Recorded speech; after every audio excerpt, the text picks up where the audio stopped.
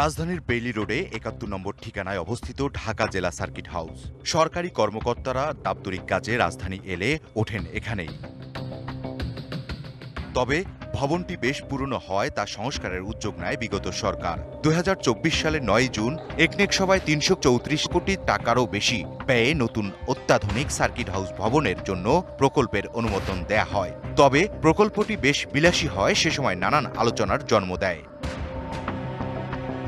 ৫ই আগস্ট আওয়ামী লীগ সরকারের পতন হলে অন্তর্বর্তী সরকার দায়িত্ব নেয়ার পর বিলাসী ও অপ্রয়োজনীয় বহু প্রকল্প বাতিল করে দেয়। তবে অজানা কারণে সার্কিট হাউস ভবন নির্মাণের প্রকল্পটি বাতিল করা হয়নি।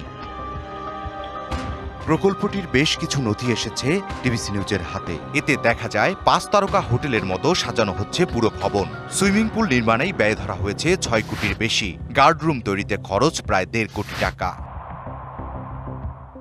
সার্কিট হাউসের সাজসজ্জায় আধুনিক সব সরঞ্জাম আনা হবে যুক্তরাষ্ট্র, যুক্তরাজ্য ও জাপান থেকে। শুধু এতে ব্যয় ধরা হয়েছে ১৭ কোটি টাকা। বেসমেন্ট সহ দুটি ভবনের একটি হবে ১৩ তলা ও অন্যটি ৮ তলা। আর শুধু ভবন দুটি নির্মাণেই খরচ ধরা হয়েছে ২৩৯ কোটি টাকার বেশি। পাশ হওয়ার প্রায় ১ বছর পর চলতি বছরের ৪ঠা মে বিলাসী প্রকল্পটির দরপত্র আহ্বান করা হয়। জানা গেছে ১২ই জুন টেন্ডার উন্মুক্ত করার পর এই কাজটির জন্য মনোনীত হয় ন্যাশনাল ডেভেলপমেন্ট ইঞ্জিনিয়ারিং লিমিটেড। তবে এখন পর্যন্ত দেয়া হয়নি কার্যাদেশ। প্রশ্ন উঠেছে, দেশের বর্তমান অর্থনৈতিক প্রেক্ষাপটে কেন বাস্তবায়ন করা হচ্ছে এই বিলাসী প্রকল্প? এমন প্রশ্নের উত্তর খুঁজতে গণপূর্ত অধিদপ্তরের ঢাকা ডিভিশন ১-এ গেলে ক্যামেরা বাইরে রেখে রুমের ভেতর প্রবেশ করতে বলেন নির্বাহী প্রকৌশলী আহসান হাবিব। পরে তথ্যের জন্য গণপূর্ত অধিদপ্তরের প্রধান প্রকৌশলী শামীম আক্তারের কাছে গেলেও দীর্ঘক্ষণ অপেক্ষার পর মেলেনি সাক্ষাৎ। দফায় দফায় চেষ্টা করা হলেও ধরেননি ফোন। বিশেষজ্ঞরা বলছেন, বর্তমান প্রেক্ষাপটে দেশের অর্থনীতিতে রয়েছে অনেক চ্যালেঞ্জ। তাই এই মুহূর্তে এ ধরনের বিলাসী প্রকল্প বাস্তবায়নের প্রয়োজন নেই বলে মনে করেন সিপিডির জ্যেষ্ঠ গবেষক। আমরা এখন যেই বার্ষিক উন্নয়ন কর্মসূচির ভিতরে যে প্রকল্পগুলো অর্থায়ন করছি, এটা সম্পূর্ণভাবে আমরা ঋণ করে করছি। ঋণ করার সক্ষমতাও সরকারের এখন নাই। নতুন ঋণ করবার উৎসও সেভাবে অর্থে নাই এবং ব্যাংক থেকে ঋণ করার ক্ষেত্রেও সরকারকে অনেক সাবধানী হতে হবে। গত সরকারের আমলে এই ধরনের অর্থনৈতিক শৃঙ্খলার ব্যাপারে একটা খুবই হেলাফেলা করা হয়েছে এবং যে কারণে আমাদের ঋণ পরিস্থিতি কিন্তু এখন দিন দিন খারাপ হচ্ছে এবং আমার সরকারের আর্থিক সক্ষমতা নাই। রাজনৈতিক পট পরিবর্তনের পর অর্থনীতি পুনর্গঠনের এমন সময়ে জনগণের টাকায় বিলাসবহুল কোনো প্রকল্পই বাস্তবায়নের প্রয়োজন আছে কিনা তা সরকারকে বিবেচনা করা উচিত বলে মনে করেন বিশ্লেষকরা। ইকবাল অনিক, ডিবিসি নিউজ, ঢাকা।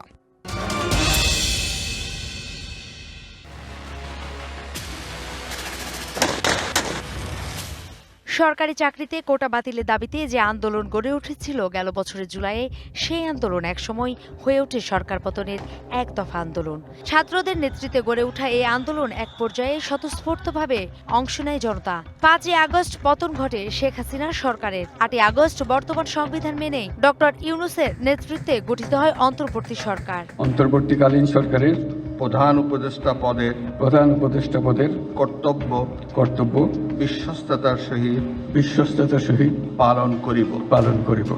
এর বেশ কিছুদিন পর থেকে জুলাই সনদ ও জুলাই ঘোষণাপত্র নিয়ে উচ্চকিত হয় গণঅভ্যুত্থানের নেতৃত্ব দেওয়া শিক্ষার্থীরা। চলে আলটিমেটাম ও আন্দোলন। যদিও ততক্ষণে বেশ দেরি হয়ে গেছে, কারণ যে সময় আওয়ামী লীগ সরকারের পতন ঘটে সেই সময় এই সনদ উপস্থিত হওয়ার কথা। বর্তমান রাজনৈতিক পরিস্থিতিতেও বারবার উচ্চারিত হচ্ছে জুলাই সনদ ও জুলাই ঘোষণাপত্র। তবে যে সনদ দেওয়ার কথা আন্দোলনকারীদের, সেটির খসড়া এখন তৈরি করছে সরকার। জাতীয় ঐক্যমত্য কমিশন বলছে, দেশের সব রাজনৈতিক দল এক প্ল্যাটফর্মে না আসা পর্যন্ত প্রকাশ পাবে না এই দলিল। তাহলে কবে আসবে এই ঐতিহাসিক সনদ? কমিশনের সহসভাপতি অধ্যাপক ডক্টর আলী রিয়াজের আশা, এই মাসের মাঝামাঝি ঐক্যমতের ভিত্তিতে জুলাই সনদের একটি কাঠামো নির্ধারণ সম্ভব হবে। কাঠামোগুলোর কথা বিবেচনা করছি, সাফল্যের জন্য চেষ্টা করছি, সে কারণে আমি আশাবাদী আমরা অবশ্যই এই মাসের মধ্যে সম্ভবত জুলাই গণঅভ্যুত্থানের যে উত্তুঙ্গ পর্যায়ে ছিল, মাঝামাঝি জুলাই মাসের বা তৃতীয় সপ্তাহের মধ্যে এক জায়গায় যেতে পারবে। জুলাই সনদ ও জুলাই ঘোষণা নিয়ে বিভ্রান্তির সৃষ্টি হয়েছে বলে মনে করেন ঐক্যমত্য কমিশনের সদস্য ডক্টর বদিউল আলম মজুমদার। আমার মতে আমরা দুটো জিনিস বলে ফেলছি, একটা হলো জুলাই ঘোষণা, একটা হলো জুলাই সনদ। তো জুলাই ঘোষণা হলো এটা গণঅভ্যুত্থানের কে স্বীকৃতি দেওয়া হবে এবং এটা ঐতিহাসিক প্রেক্ষাপটে। আর আরেকটা হলো যেটাই বলা হয় জুলাই সনদ, ওটা আসলে হওয়া উচিত, এটা বিভাজন করার জন্য হওয়া উচিত জাতীয় সনদ। তিনি বলেন জুলাই সনদ হতে পারে একটি জাতীয় দলিল, এর ভিত্তি হবে সব রাজনৈতিক দলের ঐক্যমত্য এবং সেটি হবে জুলাই ঘোষণাপত্রের মূল শক্তি। যে রাজনৈতিক দলগুলো এগুলোতে দ্বিমত করার বোধহয় কোনো দ্বিমত করবে বলে আমরা মনে করি না, এবং যেগুলোতে সংবিধান সংশোধন হবে প্রয়োজন হবে না সেগুলো জাতীয় সনদে থাকবে। তবে জনমনে এখনো সংশয়, কবে আসবে এই সনদ এবং কতটা বাস্তবায়নযোগ্য হবে তা। নূপুর মাহমুদ, ডিবিসি নিউজ, ঢাকা। প্রতিটি বেডের সাথেই ঝুলছে মশারি। সারি সারি মশারির এই চিত্র কক্সবাজার জেনারেল হাসপাতালের। সেখানে ডেঙ্গু ও ম্যালেরিয়া আক্রান্ত রোগীদের ভিড় বেড়েছে। সরকারি হিসেবেও দেখা মিলেছে এমন চিত্র। এবছর জানুয়ারি থেকে মে পর্যন্ত কক্সবাজারে ম্যালেরিয়া আক্রান্ত হয়েছে 215 জন। শুধুমাত্র জুনেই আক্রান্ত হয়েছে 216 জন।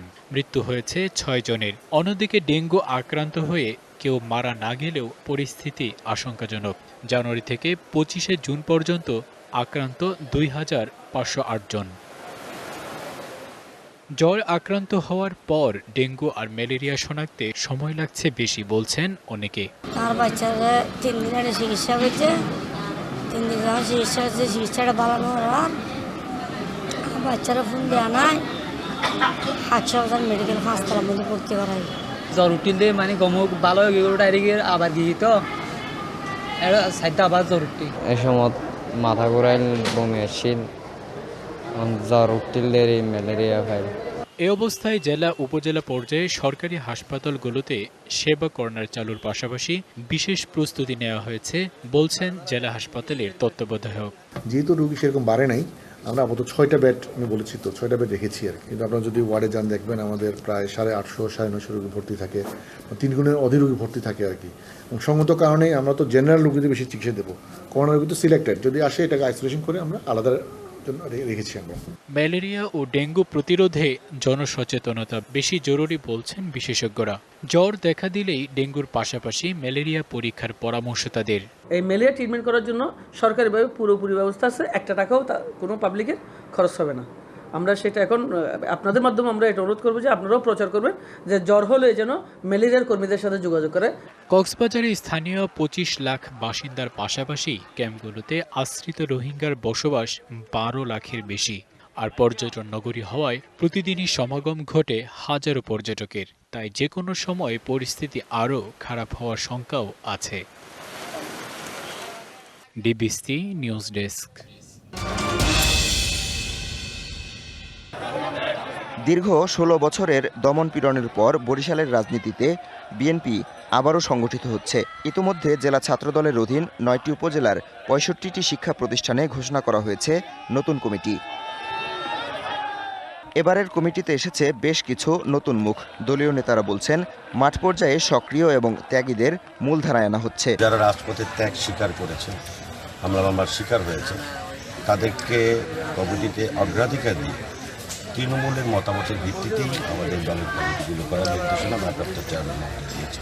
তবে দলের ভেতরে শৃঙ্খলার অভাব ও নেতৃত্বের দ্বন্দ্ব প্রকট। সাংগঠনিক নানা অভিযোগে কেন্দ্রের নির্দেশে অন্তত 50 জনকে বহিষ্কার করা হয়েছে। তৃণমূল পর্যায় থেকে ইউনিয়ন কমিটি, শহরের ওয়ার্ড কমিটি এবং সেখান থেকে যদি আমরা কাউন্সিল করে কমিটি করি, আগামী দিনে জনাব তারেক রহমানের হাতকে শক্তিশালী করা রাজনৈতিকভাবে এটা সহজ হতো। তবে এতেও খুব সুফল হয়েছে এমন নয়। বরিশাল মহানগরে 42 সদস্য বিশিষ্ট আহ্বায়ক কমিটি এখন 4 ভাগে বিভক্ত। জ্যেষ্ঠ নেতারা বলছেন বড় দলে নেতৃত্বের প্রতিযোগিতা থাকে। 5 তারিখের পরে দলের নাম ভাঙিয়ে একদল অসুস্থ নেতা কর্মীরা অপকর্মে লিপ্ত হয়েছে। তারা সংখ্যায় যতই কম থাকুক, চলমান সংস্কার প্রক্রিয়ার মধ্য দিয়ে এই সমস্ত অসুস্থ রাজনৈতিক নেতাকর্মীদেরকে চিহ্নিত করে আমরা বিএনপির মূল স্রোত থেকে তাদেরকে বের করে দিব। স্বরাষ্ট্র মন্ত্রণালয়ের চিঠিতে বরিশালের 100 রাজনৈতিক মামলা প্রত্যাহারের আদেশ দেওয়া হয়েছে। দ্রুত সব মিথ্যা মামলা প্রত্যাহারের দাবি তৃণমূল নেতাদের। সরকারের সময় বিএনপি সহ সকল মানুষের বিরুদ্ধে মিথ্যা মামলা দিয়েছিলেন। জেল জুলুম হুলিয়া এবং বিভিন্ন সময় আমাদের পরিবার হয়রানি হয়েছে, আমাদের না পেয়ে পরিবারকে হয়রানি করছে, সম্পূর্ণ মিথ্যা প্রহসনভাবে। আমার অনেক বেশি ছিল মামলা, আমি 9 বার জেল খেটেছি, প্রায় 4.5 বছর। রাজনীতি বিভিন্ন হয়রানিমূলক 100 মামলা প্রত্যাহারের জন্য একটা গেজেট নোটিফিকেশন করে আমাদের কাছে প্রেরণ করেছে। আশা করি এই মামলাগুলো দ্রুতই এটা নিষ্পত্তি হয়ে যাবে। আসন্ন নির্বাচনে দলকে বড় ব্যবধানে বিজয়ী করতে কাজ করছেন নেতাকর্মীরা। একই সাথে কে পাবে দলের টিকিট তা নিয়েও আছে প্রতিযোগিতা। DBC news desk. যে সময় থাকার কথা খেলার মাঠে সবুজ ঘাসে ঘাসে, সেখানে বেলা গড়ায় গ্রিলে ঘেরা বারান্দা বা অট্টালিকার ছাদে। অপলক দৃষ্টি যেন বলে দেয় চার দেয়ালে বন্দী থাকার হাহাকার। এই বন্দিত্ব গ্রাস করেছে শিশু কিশোরদের। পরিসংখ্যান ব্যুরোর মতে 3 লাখ মানুষের ফেনী নগরী দেশের অন্যতম ধনী এলাকা, অথচ এখনও একটি মানসম্মত পার্ক হয়নি। নগরায়নের নামে হয়েছে কেবল ইট পাথরের দালান। স্কুল থেকে আসার পরে হচ্ছে কি যখন আমার খেলার ইচ্ছে করে তখন আমি বারান্দায় বসে থাকি। শ্রেণীতে যদি একটা খেলার মাঠ থাকে, স্পেশালি যদি মেয়েদের জন্য হয় তাহলে এটা খুবই ভালো হয়। সরকারি ব্যবস্থাপনায় রাজাঝির দিঘির পাড়ে একটি নামমাত্র শিশু পার্ক থাকলেও তার পরিসর নগণ্য। বিনোদন কেন্দ্রের অভাবে ভরসা এখন ইনডোর গেমস সেন্টারগুলো। এ অবস্থায় সন্তানের বিকাশ নিয়ে চিন্তিত অভিভাবকরা। বাচ্চারাই খেলতে চায়, কিন্তু আশেপাশে তো বাসা বাড়িতে তেমন খোলা জায়গাও নেই, আর খেলার মাঠও নাই, পার্কও নেই। ফেনীতে শিশু বিনোদনের ক্ষেত্রে শিশুর মানসিক বিকাশের জন্য ডেভেলপ কিন্তু হয়নি। এটির জন্য সরকারকে পদক্ষেপ নেওয়া দরকার বলে আমি মনে করি। উপজেলাগুলোতেও নেই পার্ক ও পর্যাপ্ত খেলার জায়গা। মাঠ না থাকায় চাপ পড়েছে জেলার একমাত্র ভাষা শহীদ সালাম স্টেডিয়ামের উপর। বিশেষজ্ঞরা বলছেন, শিশুদের শারীরিক ও মানসিক বিকাশে খেলাধুলার বিকল্প নেই। বাচ্চাদের খেলাধুলার মাঠের খুবই অভাব। এর ফলে ওরা বেশিরভাগ সময় বাসায় থাকছে, বাসায় থেকে পড়াশোনা করছে, প্লাস মোবাইল, কম্পিউটার, টিভি এগুলোতে আসক্ত হচ্ছে। তার ফলে হচ্ছে কি, তারা বাইরে গিয়ে খেলাধুলা করছে না। খেলাধুলা না করার কারণে শারীরিক বৃদ্ধিটা ব্যাহত করছে। ফেনীর সবকটি উপজেলাতেই একটি করে মিনি স্টেডিয়ামের পরিকল্পনা রয়েছে সরকারের। মাঠে আসলে সংখ্যা অনেক কম, যার কারণে আসলে আমাদের খেলোয়াড়রা ঠিক মতো অনুশীলনটা করতে পারছে না। তবে আমাদের আপনার প্রত্যেক উপজেলায় একটা করে মিনি স্টেডিয়াম হওয়ার কথা আছে। প্রফুল্ল চিত্ত আর সুস্থ সবল মানুষ গড়তে খেলার মাঠ ও উদ্যানের সংকট দূর করতে সরকারি উদ্যোগ চান ফেনীবাসী। DBC news desk. 2016-17 অর্থ বছরে 2 লাখ টাকা ব্যয়ে জল্লাখালের উপর নির্মিত হয়েছিল প্রায় 200 মিটার দৈর্ঘ্যের বেইলি সেতু। নির্মাণের প্রথম কয়েক বছর এর সুফল মিললেও যথাযথ রক্ষণাবেক্ষণের অভাবে 2-3 বছর ধরে সেতুটি পরিণত হয়েছে মরণ ফাঁদে। রেলিং ভেঙেছে বহু আগেই, পাটাতনে তৈরি হয়েছে বড় বড় ছিদ্র। অনেকটা জীবন ঝুঁকি নিয়েই সেতু পারাপার হন স্থানীয়রা। এছাড়া বেইলি সেতুর কাছেই প্রাথমিক স্কুল থাকায় শিক্ষার্থীর যাতায়াত নিয়েও শঙ্কায় অভিভাবকরা। এর আগের বছর একজন পরে জায়গায় থেকে মারা গেছে এবং অনেকজনের হাত পা ভেঙে গেছে। ব্রিজটা জায়গায় জায়গায় গর্ত হয়ে গেছে, অনেক বাচ্চারা হোঁচট খেয়ে পড়ে পা পড়ে গেছে, পা পিছলে যাচ্ছে। যে ভাঙ্গা পুল দিয়ে যাওয়ার সময় দেখা যায় না, ওই পয়রা জায়গা পয়রা হাত পা আর কি কাটা যায়। মানুষ সব মাথায় গড়ি হয় এই ভাঙ্গার নিগে। এই সমস্ত এলাকায় পানি আইসা এখানে ডুবে গেলেই সমস্ত গ্রামের লোকও এখান থেকে আসবে। আজকে প্রায় 2 বছরের উপরে এই ব্রিজটা অকেজ হয়ে রয়েছে। উপজেলা নির্বাহী কর্মকর্তা জানান, ভোগান্তির কথা চিন্তা করে দ্রুতই সেতুটি সংস্কারে উদ্যোগ নেওয়া হবে।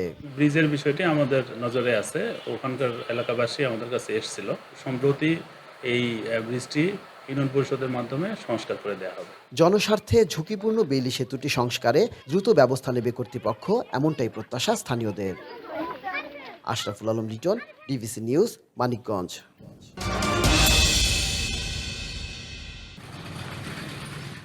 রাস্তার দুপাশে সারি সারি গাছে ঝুলছে লাল হলুদ ফল। ফল পাকলে ঝরে পড়ে নিচে, আর সেগুলো কুড়িয়ে ঝুড়িতে ভরছেন বান্দরবনের স্থানীয়রা। পরে খোসা ছাড়িয়ে বাদাম সংগ্রহ করে তারপর ভালোভাবে রোদে শুকিয়ে নেওয়া হচ্ছে। সেটি প্রক্রিয়াজাতের পর করা হচ্ছে খাবার উপযোগী। শুধু চাষই হচ্ছে না, বেসরকারি উদ্যোগে গড়ে উঠেছে এর প্রক্রিয়াজাতকরণ কারখানাও। চারা রোপণের ৩ বছর পর নভেম্বর থেকে গাছে ফুল ও ফল আসে। এরপর এপ্রিলে শুরু হয় বাদাম সংগ্রহ, যা চলে জুন পর্যন্ত। একটি গাছ থেকে ৫০ থেকে ৬০ কেজি ফল পাওয়া যায়। ১ কেজি প্রক্রিয়াজাত করে গড়ে ২৫০ গ্রাম বাদাম পাওয়া যায়। খুচরা বাজারে প্রতি কেজি কাজু বাদাম বিক্রি হয় ৮০০ থেকে ১০০০ টাকায়। ফলগুলা পেকে গেলে পড়ে যায়, মাটি থেকে তুলে তুলে নিয়ে যেতে হয়। তারপরে ওখানে আমরা বীজটা সংগ্রহ করে ওই ফল জিনিসটা আমরা ফেলে দিই। বীজ সংগ্রহ করার পরে অন্তত পক্ষে ৩ থেকে ৪ মণ পাওয়া যাবে। যেহেতু চাহিদা বাড়ছে, ৪ থেকে ৫,০০০ টাকা মনে প্রতি আমরা বিক্রি করতে পারছি। বেলে দোআঁশ মাটি অথবা পাহাড়ের ঢালে ভালো জন্মে এই বাদাম।